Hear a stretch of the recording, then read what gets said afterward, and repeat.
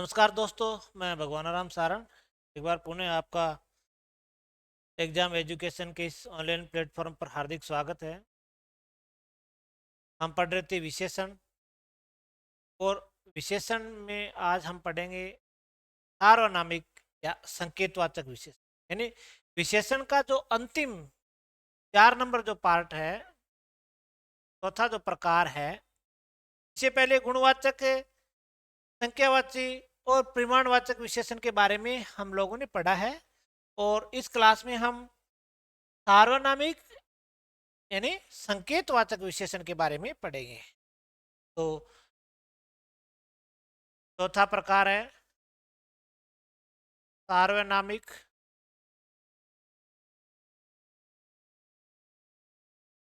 या उसे कह सकते हैं संकेतवाचक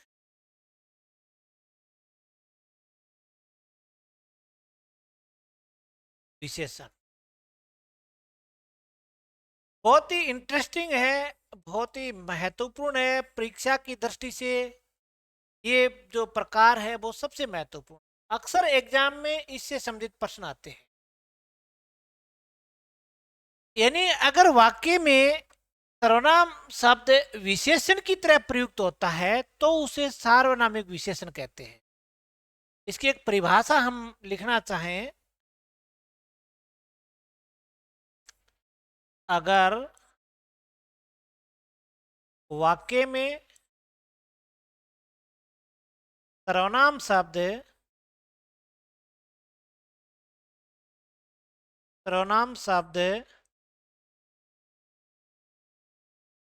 विशेषण की तरह, सर्वनाम शब्द अगर वाक्य में सर्वनाम शब्द विशेषण की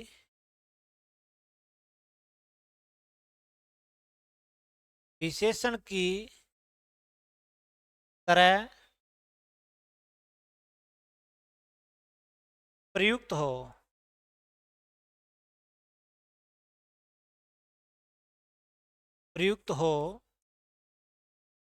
तो उसे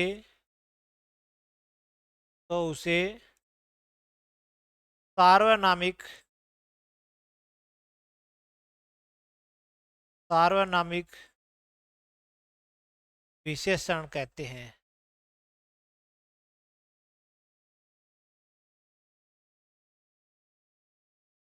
ये है, अगर वाक्य में सर्वनाम शब्द विशेषण की तरह प्रयुक्त होता है तो उसे सार्वनामिक विशेषण कहते हैं। हमने जब सर्वनाम को पढ़ा तो जो संकेतवाचक जो सर्वनाम होते हैं यह और वह, उनको जब हमने पढ़ा था तो मैंने कई बातें आपको उस समय भी बताई थी कि यही शब्द हैं वो सार्वनामिक विशेषण पढ़ेंगे तब आएंगे उदाहरण, और यही उदाहरण यहाँ पर भी आ रहे हैं। तो वो कंफ्यूज हो जाते हैं कि हम लोग कि वो निश्चित सर्वनाम है या सार्वनामिक विशेषण है। वही बात हम यहाँ पर करेंगे कि जैसे बात करें कि यह कार राम की है।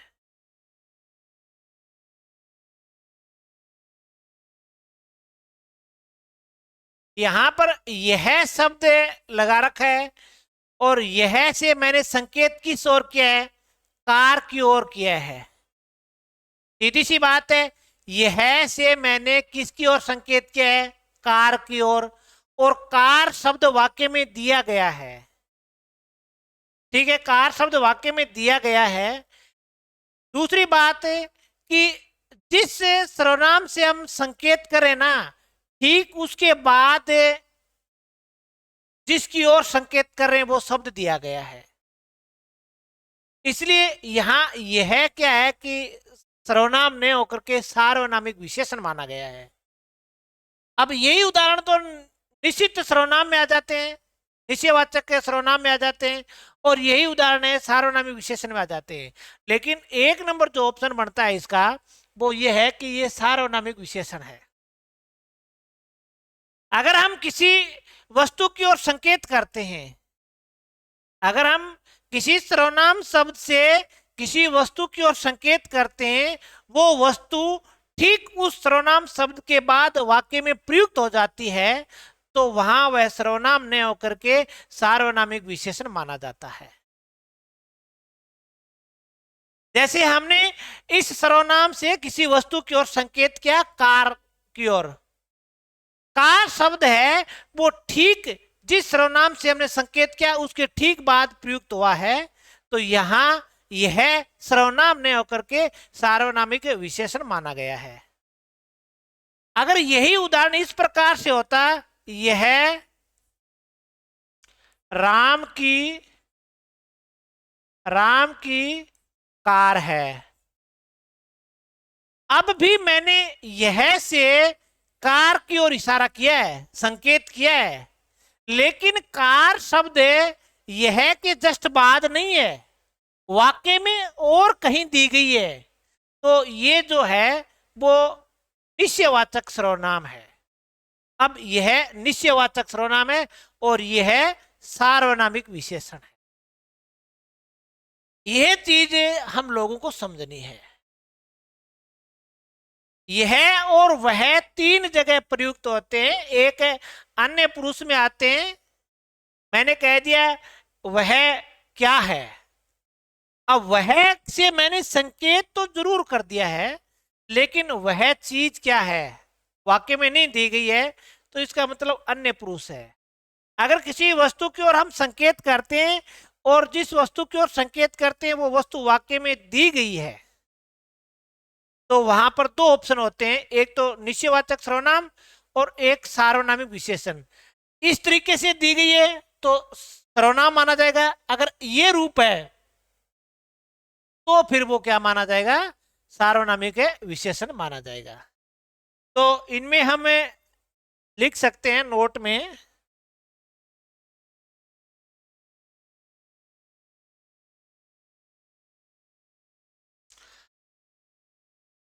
अगर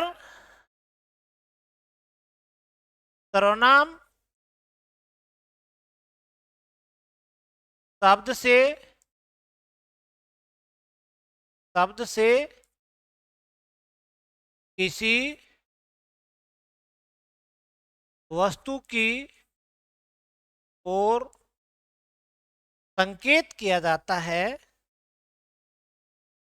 संकेत किया जाता है तथा सांकेतिक वस्तु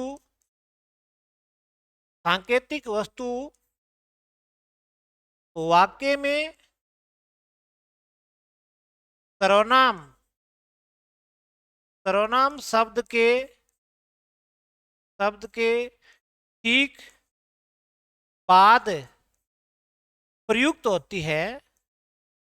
बाद प्रयुक्त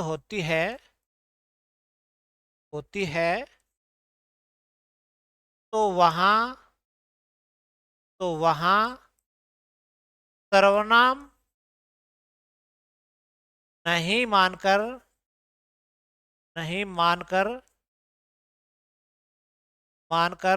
सार्वनामिक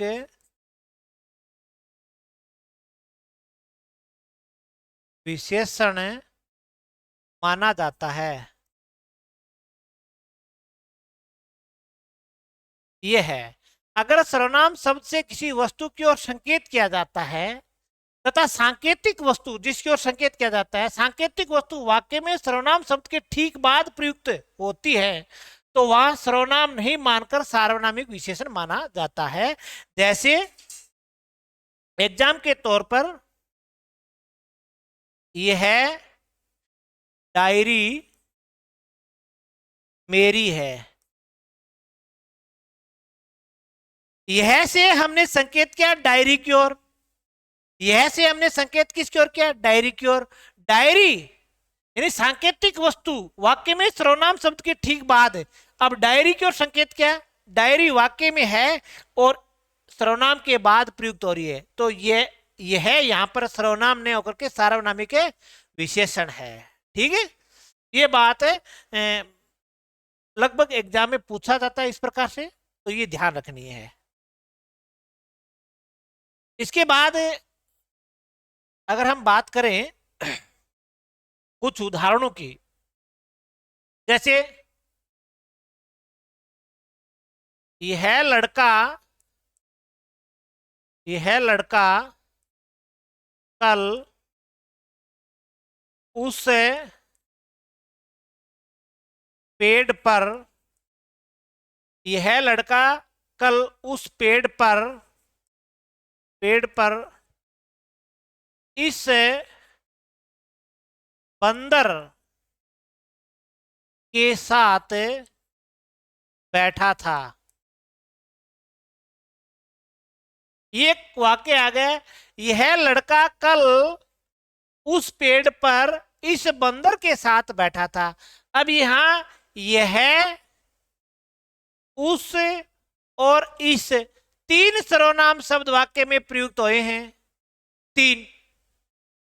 अब तीनों में सार्वनामिक विशेषण कौन सा है, सर्वनाम कौन सा है, ये देखना है। अब यह से हमने इशारा किया, यह लड़का, लड़के की ओर किया, तो लड़का शब्द ठीक बाद आ गया, सार्वनामिक विशेषण। कल उस पेड़ पर, उस से हमने इशारा किस ओर किया, पेड़ की ओर, तो पेड़ शब्द भी दिया गया है और तुरंत बाद है। उस पेड़ पर इस बंदर, इस से किसकी ओर संकेत किया गया है, बंदर की ओर, बंदर भी ठीक बाद में दिया गया है। बंदर के साथ बैठा था, तो तीनों के तीनों, तीनों के तीनों सार्वनामिक विशेषण है, तीनों, तीनों सार्वनामिक विशेषण है। देख लो, जिससे से संकेत किया गया ना, वो ठीक वाक्य में दिया गया है। यह लड़का, तो यह से लड़के की ओर संकेत है। कल उस पेड़ पर, उस से पेड़ पर, उस से पेड़ की ओर संकेत किया गया है, वो भी दिया गया है। और इस से बंदर की ओर संकेत किया गया है, तो बंदर शब्द भी दिया गया है। तो तीनों सर्वनाम ने होकर के तीनों के तीनों सार्वनामिक विशेषण है।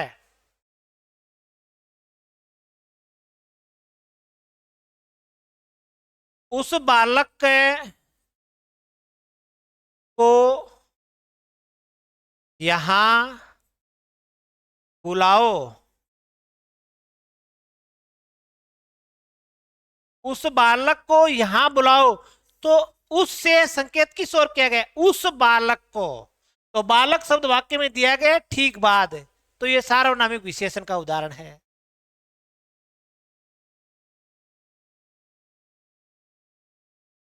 यह पुस्तक तुम्हारी है, तो यह पुस्तक, यह से संकेत किस ओर किया गया, पुस्तक की ओर, पुस्तक शब्द दिया गया है। यह पुस्तक तुम्हारी है, तो यह सार्वनामिक विशेषण है। क्योंकि सर्वनाम शब्द से हम जिसकी ओर संकेत करते हैं ना, वो ठीक वाक्य में आना चाहिए और सर्वनाम के ठीक बाद भी आना चाहिए। अब इस तरीके से आ जाए, यह तुम्हारी पुस्तक है, तो यह से पुस्तक की ओर संकेत किया गया है, लेकिन कंडीशन टूट गई है।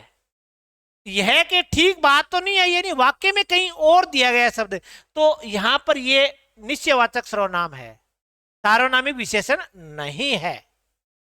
और यहां ये सार्वनामिक विशेषण है, ये सार्वनामिक विशेषण है। जैसे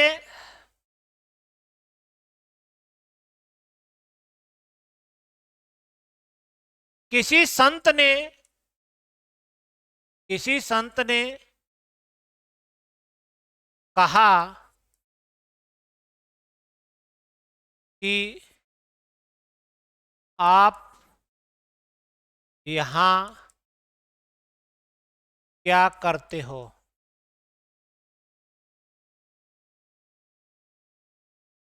तो यहां देखो, किसी,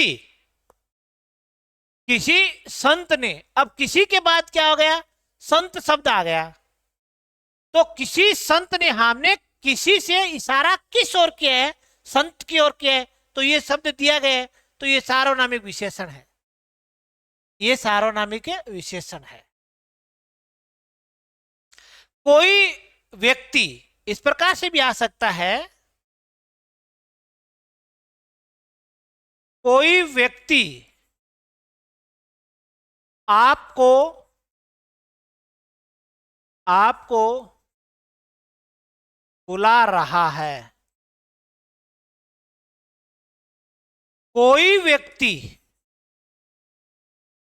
अब कोई से व्यक्ति की ओर संकेत किया गया है ना, तो व्यक्ति शब्द वाक्य में दिया गया है, तो ये भी सार्वनामिक विशेषण का ही उदाहरण है। यह और वह के साथ ये भी आते हैं, और यह और वह की जो फॉर्म इस उस ये भी आते हैं इनके साथ है। जैसे यह गाय, ये गाय कहां जा रही है,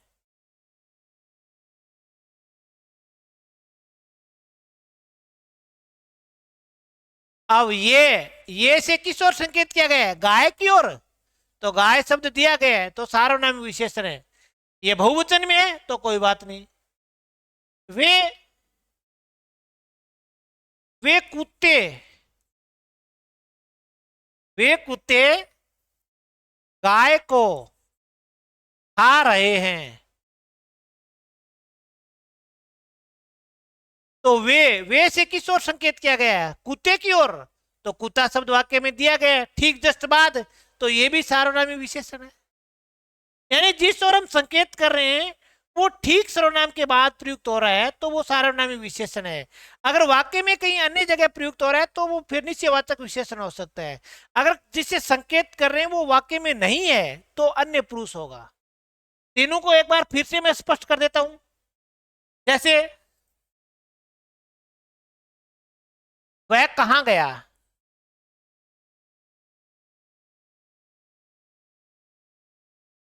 एक बात ये, वह मेरा घर है,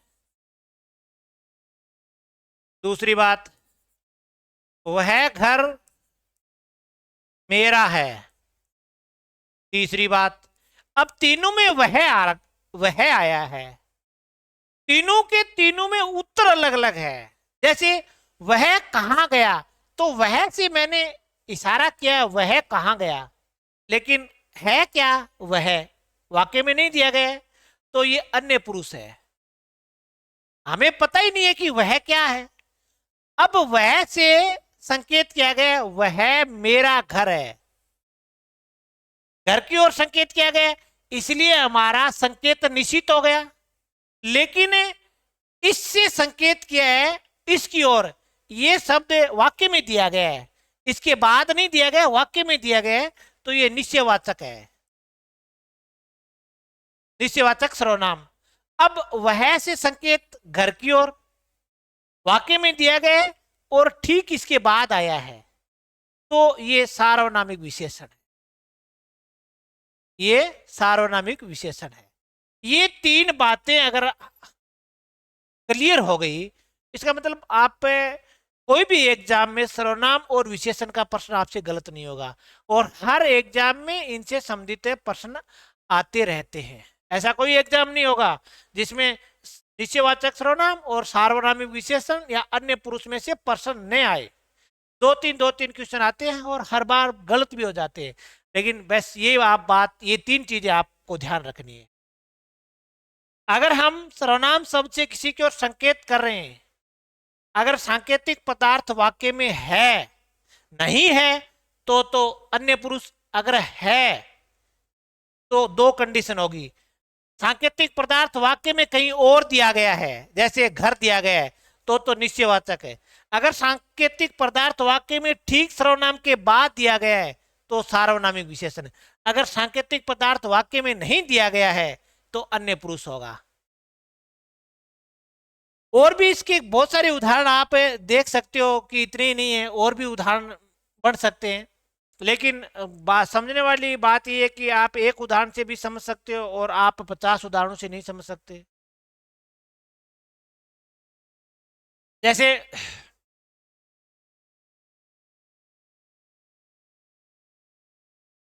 वह गाड़ी वह गाड़ी कल यह लड़का लेकर आया था। अब इसमें दो सर्वनाम है, यह और वह गाड़ी, मैंने वह गाड़ी, गाड़ी की ओर संकेत क्या है, गाड़ी शब्द दिया गया है।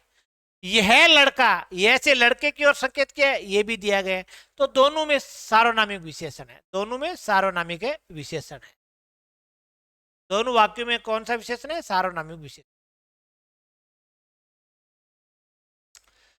अब अगर हम बात करें सर्वनाम के अन्य जो उपभेद हैं, सर्वनाम के चार जो प्रकार थे, गुणवाचक, संख्यावाची, परिमाणवाचक और संकेतवाचक का, तो हमने अध्ययन कर लिया है। अब एक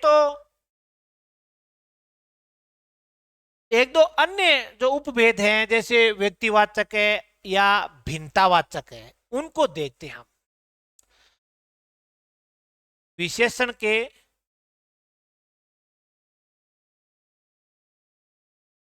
के अन्य उपभेद। अन्य उपभेद में हम पढ़ेंगे एक तो व्यक्तिवाचक विशेषण, व्यक्तिवाचक है विशेषण। एक पढ़ेंगे हम भिन्नतावाचक विशेषण।